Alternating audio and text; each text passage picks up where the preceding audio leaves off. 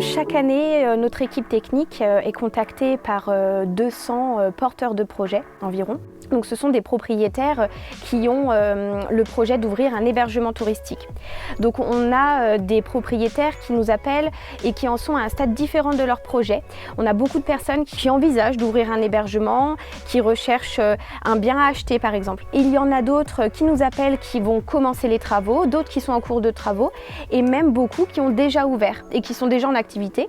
Alors le projet est un projet assez ancien puisque la question de la rénovation de la maison s'est posée depuis déjà une dizaine d'années. Mais je me posais des questions à savoir quelle était la meilleure solution pour mettre en valeur cette maison. Donc j'ai contacté Gîtes de France par téléphone. J'ai rapidement eu un rendez-vous avec Célia et Marina. Allez, on part pour la visite. Alors je vous préviens, il faut quand même imaginer après les travaux ce que ça peut devenir. On va écrouler du toit jusqu'à ce plafond pour tout refaire à neuf, bien entendu. Avec là, au rez-de-chaussée, cuisine, séjour, salon ouvert, pour laisser apparaître les pierres. Également à l'intérieur, ce sera vraiment l'élément décoratif principal et typique de la région, donc c'est important de le mettre en valeur. Notre venue ici sur la propriété de Virginie nous a permis de rencontrer Virginie, de faire connaissance, très important, de voir la perception de son projet, de ce qu'elle attend, de ce qu'elle imagine, quel est son budget. Et on a aussi pris le temps d'aller voir à l'intérieur, de faire le tour à l'extérieur, de faire état des plans qu'elle a déjà imaginés. Et de là, on a pu aborder et détailler tous les équipements pièce par pièce, vérifier les surfaces, de sorte à ce que Virginie bénéficie du maximum des informations nécessaires à l'agencement de son gîte dans ce qui se fait le mieux aujourd'hui en termes d'attente client, de besoins clients et de cahier des charges Gîtes de France. Ce premier échange débouche la plupart du temps sur une visite projet. Pendant la visite, on va dégager les atouts, les points faibles s'il y en a aussi. On va guider le porteur de projet et puis on réfléchit ensemble à des solutions, par exemple sur l'agencement d'une terrasse, sur l'agencement d'une chambre, l'agencement intérieur en règle générale.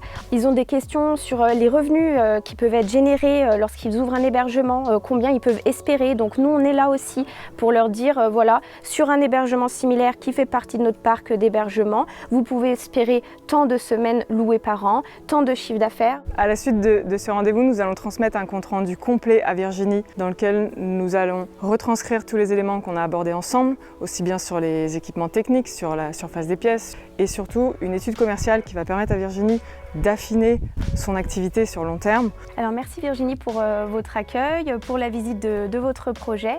On va laisser mûrir le projet et puis voir ce qu'on peut améliorer, mais c'est vrai que je serais intéressée par avoir votre retour sur ce que vous avez vu aujourd'hui.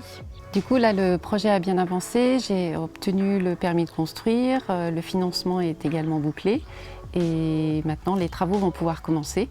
Notre rôle, en fait, en tant que conseillère technique, en tant que technicienne, c'est vraiment de proposer un accompagnement personnalisé aux porteurs de projets, que ce soit au niveau des conseils commerciaux, des conseils techniques, des conseils juridiques et fiscaux.